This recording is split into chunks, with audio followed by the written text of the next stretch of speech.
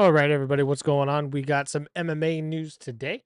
So I'm going to go ahead and jump right on into it. We got a UFC card coming up. They took last weekend off, so we got one coming up this weekend. We'll go over that. We got some new fights for UFC Paris, UFC Noche. We got the full lineup of UFC 318 that'll take place next week. So let's go ahead and get right on into it. The first thing that we're going to be going over is, let me get rid of that real quick. UFC will have its first fight card in Qatar. So I think it'll be this year, not next year, it'll be this year. Later this year, the UFC will officially check off another box from the growing list of countries that the promotion has visited. MMA fans were given a break during last week's from the UFC of last week's 4th of July weekend, following 317, which saw Alexander Pantoja defend his flyweight title against Kai Kara France in the co-main event before Ilia Topuria knocked out Charles Oliveira to win the vacant lightweight belt. And I said that was going to happen. Come on, guys. Last week or last pay-per-view is like the time that I should have actually bet because, oh my God, my predictions were on point. We're now just a few days away from UFC Nashville, card headlined by heavyweights Derek Lewis and Talerson Teixeira. And during a fight week for that event, the promotion announced its plans for its first trip to Qatar. So UFC, they do a lot of Middle East fights and shows and everything like that. And they have one set for Qatar this November. UFC Qatar sets for November. Partnering up with Visit Qatar, the UFC will officially hold a UFC Fight Night event in Doha, Qatar, November 22nd. Geez, right before Thanksgiving. UFC is coming to Doha, a milestone that is made possible through the strategic partnership between the UFC and Visit Qatar. Register your interest now. So this is a pretty cool picture there. See, I want to see if this is zoomed in. That looks sick, man. Qatar's got some badass hotels and just like landscapes, landmarks, everything. That's crazy. That's really cool. All right, let me go back here. The news comes as little surprise given UFC's recent efforts to expand in the Middle East. Qatar will be the second new country the promotion has visited this year after going to Azerbaijan for UFC Baku, which saw Khalil Rountree Jr., best former lightweight title holder Jamal Hill in the main event. If previous events in the region are anything to go off of, the UFC will likely make an effort to book some major names for its first event in Qatar. Yes, it will. I think that might be Tom Aspinall's first title defenses in Qatar. Outside, back-to-back UFC Apex shows start in August, and then UFC the 320 cards scheduled for T-Mobile Arena in Las Vegas. The UFC calendar for the rest of the year features various trips across the United States, as well as trips to China, France, and Canada, and the aforementioned shows in Qatar and Abu Dhabi. So with that, I like this because it's an expansion of that, and the Qatar, Middle East, they obviously hold a lot of money, and they are big fans of UFC and combat sports. What this does, though, which is kind of sad to see, is it takes the sport further away from the United States. The only U.S. champion we have right now is Kayla Harrison. We have 0 male U.S. champions, and that's it. They're going where the money goes, which makes sense, but it sucks to see the sport kind of fall off in the United States when it had this huge rise, especially after COVID. And now it's just kind of falling back down. The cards aren't what they used to be, even though there's still great fighters on the card, but it's almost like when you watch European soccer. Sometimes it's too boring because they're just too good. It's kind of turning that way with UFC. But the Middle East, they're putting so much money into it and so much more fighters. It's now on the rise out there. So it's cool to see them expand and grow. And there obviously a lot of places that they go to in the Middle East have money, so they're going to get money from that. However, to see it kind of being diminished in the United States is sad to see. So like what's it called? Not many USA promotions follow the UFC, keep track of it. The interest in UFC has dwindled quite a bit. Like I don't even know what the common interest is now in most people, but when COVID was around, UFC was the only thing that was going, so it gained a shit ton of interest. Now it's just going away. Now the stuff's going back to normal. So it sucks to see that, but also, I mean, whatever. There's give and take. So luckily, I'm a fan of the sport in general, not just a sport within the United States. So hopefully this continues to do well for me personally, but I can also see that the trajectory of the UFC and combat sports and MMA has gone downhill in the United States in particular. But let me know your thoughts down below. What do you think about the UFC and Qatar signing a new deal, and who do you think will be on that first fight card in Qatar? All right, next up, if I can get to the thing. Get this out of the way. All right. Alice Pereira will become the youngest female UFC fighter in Octagon debut. I believe, is this Alex's sister? Alice Pereira will become the youngest female fighter to compete inside the UFC Octagon when she makes her promotional debut at the UFC Noche event in September 13th at Frostbank Center, San Antonio, Texas. Golden Girl Pereira, who's 5-0 in her professional mixed martial arts career, will be 19 years, 8 months, and 24 days old when the fight starts against Montserrat Rendon. Okay, that'll be a tough challenge for her. The previous card was held by Chan Mei Jun, who debuted versus JJ Aldrich in June 2017 at the age of 19 years, 9 months, and 13 days, according to the MMA Junker reporter Nolan King. The current UFC Noche fight card is Diego Lopez versus John Silva, Rafa Garcia and Jared Gordon, Rob Font versus Raul Rosas Jr., Edgar Caires versus Alessandro Costa, Norma Dumont versus Raquel Pennington, which we'll get to that next. And there to go, the Raquel Pennington is on that card of the UFC Noche.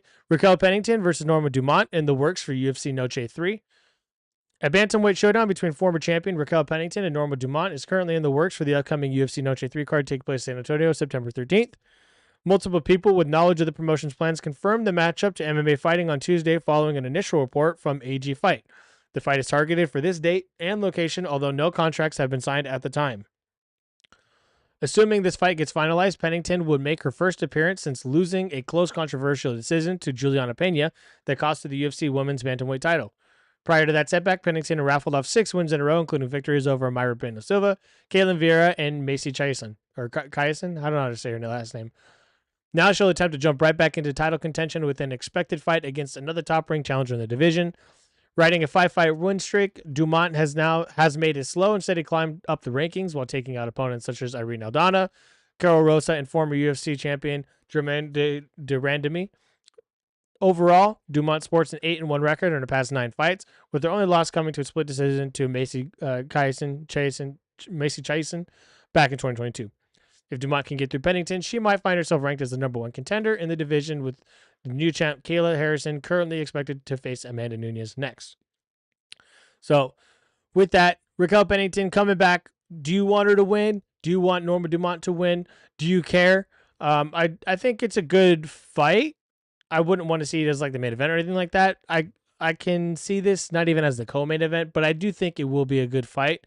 I hope it doesn't go to decision again. Well, I mean, they didn't fight, but I hope Raquel Pennington doesn't go to decision again. I like it when, well, I mean, who likes decisions? They're boring. Unless it's a really close fight, which most of them, I don't know. It just depends. I'm not here nor there for the fight. I think it'll be a good fight, but it's not a breaking news type fight for me. But let me know all your thoughts about that down below. All right. Speaking of adding fights to fight cards, UFC Paris adds a new fight for a do-or-die bout for veteran light heavyweights. Paul Craig heads into one of the most important fights of his career when he takes on Modestas Bukakas. Bukakas. Oh, yeah, this is the guy that's supposed to fight called Bukaki a couple weeks ago. The UFC announced Monday that Craig is set to fight Bukaki in a light heavyweight bout on September 6th in Accor Arena. A bout between top middleweight contenders Nazarene Imavov and Kyle Braulio headlines the event. Craig is in need of a win after scoring just 1 victory in 7 appearances. Wow, it's been that many. Jesus.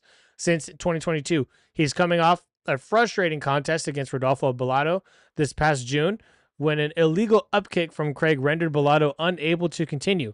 Bellato was criticized, this was just a couple weeks ago, criticized for allegedly embellishing the foul. UFC analyst Anthony Smith accusing Bellato of trying to get a cheap win. Regardless, Craig once again failed to see his hand raised and is now winless in his past 4 contests. The Scotsman had scored several notable victories, including finishes of future light heavyweight champions Magomed Ankalaev and Jamal Hill, and UFC Hall of Fame inductee Mauricio Shogun Rua. But his UFC record currently sits at 9-9-1. Jesus. So, Bukaki also has pressure on him as he looks to extend a 3-fight win streak. The 2-time Cage Warriors champion is 5-1 in his second stint with the UFC, and another win could make him a dark horse in the title contender race. So with that, it is kind of definitely a do or die for Paul Craig. But a lot of Paul Craig's fights are good, fun fights. A lot of them go to decision, and the last one was kind of BS. So I think the last one should have been no contest. Wait, was it a no contest? I forget now if it was a no contest or if he lost. I want to say it was a no contest, but that doesn't matter. He's not winning. So he's an older fighter too. So I don't think he's got any title runs in his future or anything like that. But he is a fun fighter and he is fun to watch.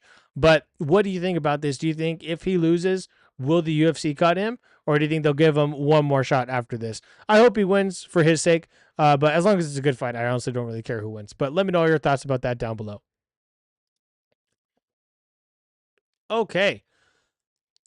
So this weekend we have UFC Fight Night. But next weekend, we'll look ahead to next weekend real quick before going over this week's fight card. UFC 318 full fight card revealed with Dustin Poirier versus Max Holloway as the main event. So next week's pay-per-view takes place in New Orleans for the BMF title. Dustin Poirier's retirement fight against Max Holloway caps off a massive 14-fight card headed to New Orleans on Saturday, June 19th, with the full UFC 318 card now revealed. UFC CEO Dana White dropped a lineup along with a new bout order confirmed for the show.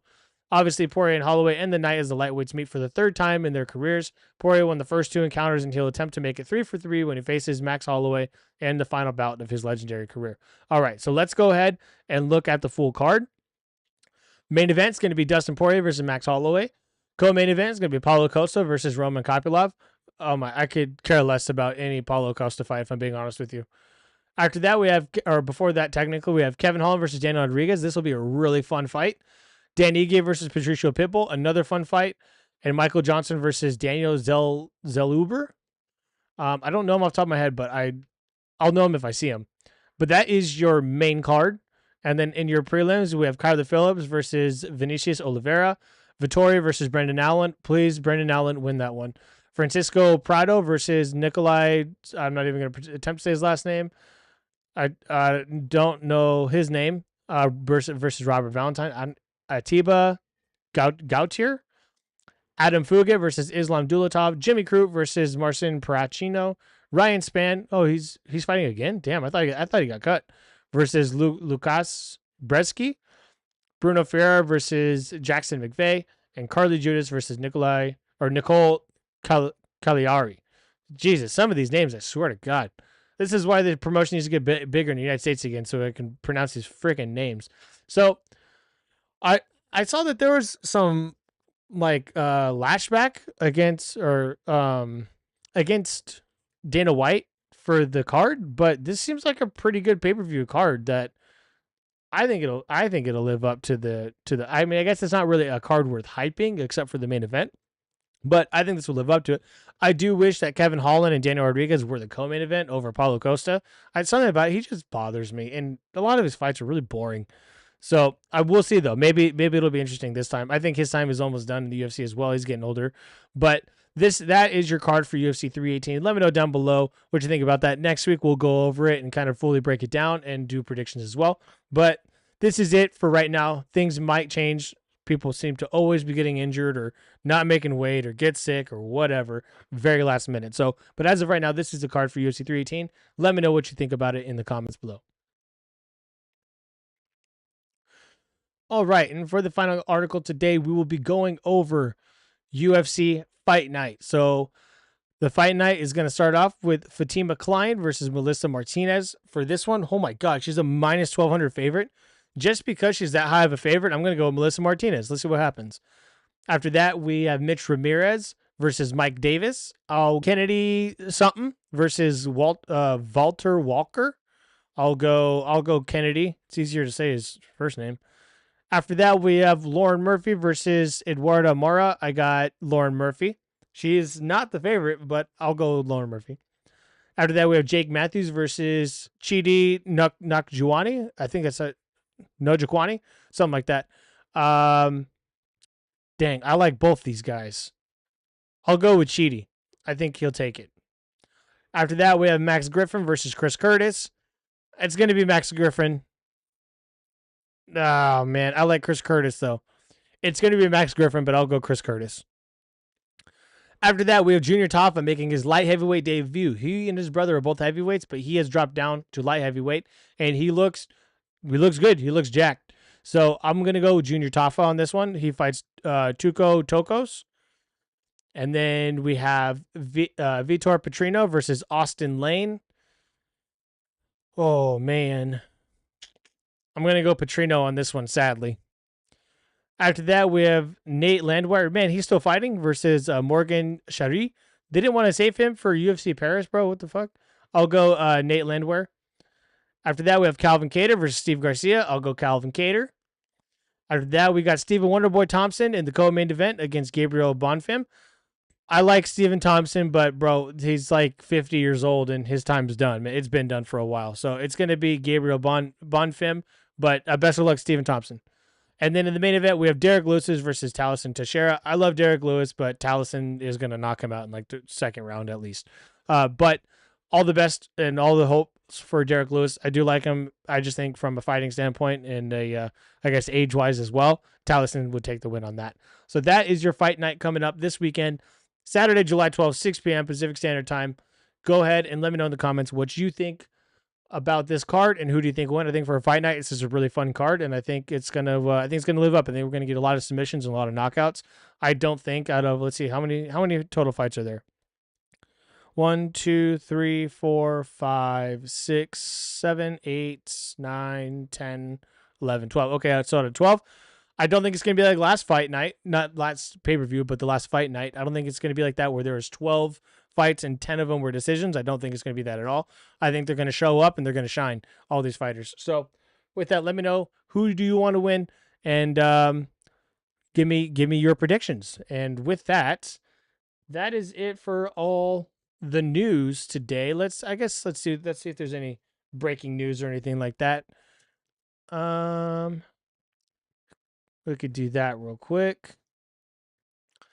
All right. Let's see. MMA fighting. Let's see if there's any breaking news that I didn't go over or anything like that. Uh-oh. Randy Couture got injured? Okay. Well, hopefully he's okay. Let's see. He's just in a car crash. He was airlifted to a burn center. Oh, wow. After he suffered significant injuries following a car crash while he was practicing at a racetrack in Kansas City. That's really scary. So I hope that he's okay. And hopefully nothing bad happens, because that'd be really sad. He's a legend and the first, was he the first? One of, if not the first, UFC fighter to hold a belt in 2 different weight classes. Not simultaneously, like at the same time, but in general, 2 different weight classes. So hopefully Randy Couture's okay. He does a lot of commentating for PFL as well. So let's send thoughts and prayers out to him. Let's see. Bo Nickel returned to wrestling. Yeah, that's old news. Okay. And then, all right, let's check a couple other ones. No. ESPN or UFC on ESPN 70 full fight. Oh, okay. It's an old one. Volkov. He's fighting in UFC Paris, or no? I think he's fighting UFC Paris. Let's see. I know he's fighting soon. He just did a bunch of interviews. Let's check here. Max Holloway reveals why he's thrilled Ilia Topuria moved up to lightweight. All right, let's check this out real quick. Let's see what he says. I was over the moon, Holloway said. A lot of people thought I'd be like, what the hell? Why is he coming to 55? I was over the moon when he announced he's going to 55. And when I found out he's getting a title shot, I was like, oh my God. Even the title shot for both of them. When they announced Oliveira and Topuria with the title shot brother, I think I was the happiest man alive. I have history with the 2 guys. They're figuring out my fight. I mean, we have this BMF title. I know old boy Topuria likes walking around with the BMF title, but if he wants the authentic one, he knows where to find me. First things first, there's Dustin Poirier, but there's a lot of history.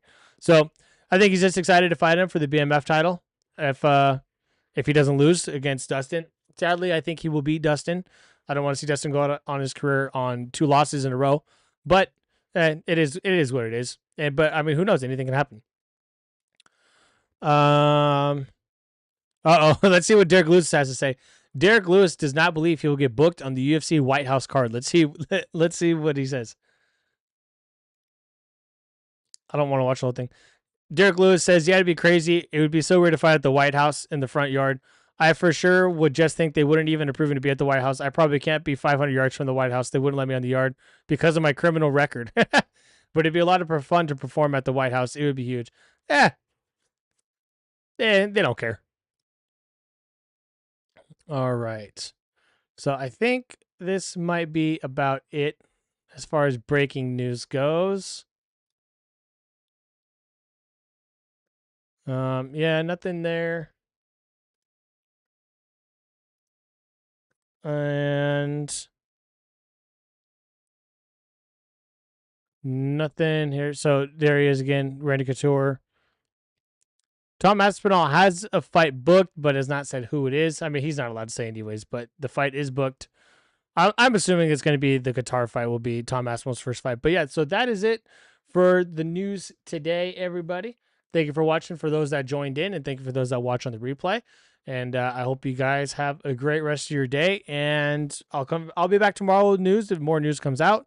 And then if not, whenever there's news out, I'll do streams, and then definitely we'll be talking about the fight card on Monday from this upcoming weekend. So again, I just went over that, so feel free to rewind and go through the little breakdown that I did. I gave my predictions, and let me know yours as well. And with that, I'm out of here. Peace.